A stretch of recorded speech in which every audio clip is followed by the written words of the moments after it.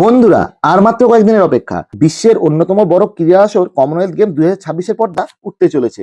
আগামী 23শে জুলাই থেকে 2রা আগস্ট পর্যন্ত স্কটল্যান্ডের ঐতিহাসিক শহর গ্লাসগোয় বসছে এই আন্তর্জাতিক প্রতিযোগিতা।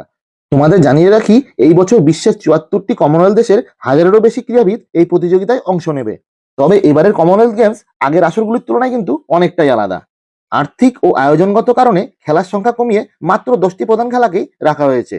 আর এই কারণেই বাদ পড়েছে ব্যাডমিন্টন, ক্রিকেট, হকি, কুস্তি, টেবিল টেনিস ও স্কোয়াশের মতো জনপ্রিয় কয়েকটি ইভেন্ট। এবারের কমনওয়েলথ গেমসে যে খেলাগুলি রয়েছে সেগুলি হলো অ্যাথলেটিক্স, বক্সিং, ভারোত্তোলন, সাঁতার, জুডো, সাইক্লিং, জিমন্যাস্টিক, লন বলস ও প্যারা স্পোর্টস। চলো এবার আসি ভারতের কথায়। ভারত এবারের কমনওয়েলথ গেমসে 126 জন ক্রীড়াবিদ নিয়ে শক্তিশালী দল পাঠিয়েছে। দেশের ক্রীড়াপ্রেমীদের নজর থাকবে অলিম্পিক ও বিশ্বমঞ্চে সাফল্য পাওয়া একাধিক তারকার দিকে। তোমাদের প্রথমেই জানিয়ে রাখি, এবারের উদ্বোধনী অনুষ্ঠানে ভারতের পতাকা বহন করবেন 2 তারকা ক্রীড়াবিদ, মীরাবাই চানু এবং লভলিনা বরগোয়েন। আর এই ঘোষণা ইতিমধ্যেই ভারতীয় ক্রীড়া মহলে উৎসাহের আবহ তৈরি করেছে।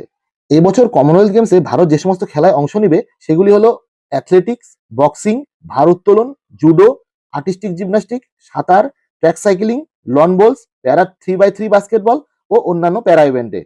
তবে ভারতের অন্যতম বড় ভরসা অলিম্পিক স্বর্ণজয়ী জ্যাভলিন থ্রোয়ার নীরজ চোপড়া।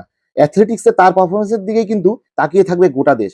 এছাড়াও ভারোত্তোলনে অলিম্পিক পদকজয়ী মীরাবাই চানু রয়েছে, বক্সিং এ বিশ্ব চ্যাম্পিয়ন লাভলিনা বরগোহাইন রয়েছে, অ্যাথলেটিক্সে দেবকুমার মিনা রয়েছে, জুডোতে ইশরুপ নারাং, লং বলসে নয়নমণি সাইকিয়া, জিমন্যাস্টিকে কাইথেরি পুথালাত, অ্যাথলেটিক্সে সীমা, ট্র্যাক সাইক্লিং এ জেমস সিং, প্যারা বাস্কেটবলে ঋতু চানু সবাই ভারতের হয়ে পদকের লড়াইয়ে নামবে। বন্ধুরা, তোমরা এই ভিডিও ডেসক্রিপশনে সমস্ত ভারতের ক্রীড়াবিদ এবং তারা কোন কোন ইভেন্টে নামছে তার লিস্ট পেয়ে যাবে।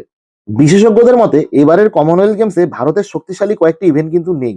তবু অ্যাথলেটিক্স, বক্সিং এবং ভারোত্তোলনে ভারতের একাধিক পদক জয়ের সম্ভাবনা রয়েছে। এখন দেখার বিষয় গ্লাসগোর মাটিতে ভারতীয় ক্রীড়াবিদরা কতটা সফল হন এবং দেশের ঝুলিতে কতগুলি পদক যোগ করতে পারেন। তো বন্ধুরা, তোমাদের কি মনে হয় এবারে কমনওয়েলথ গেমসে ভারত কতগুলা পদক জিততে পারে?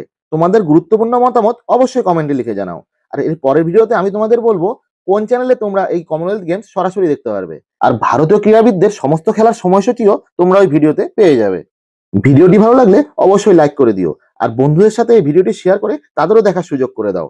এমনই খেলাধুলার সব খবর সবার আগে পেতে তোমাদের এই ছোট্ট চ্যানেলটিকে সাবস্ক্রাইব করতে ভুলবে না কিন্তু। দেখা হচ্ছে পরের ভিডিওতে। ভালো থেকো, সুস্থ থেকো।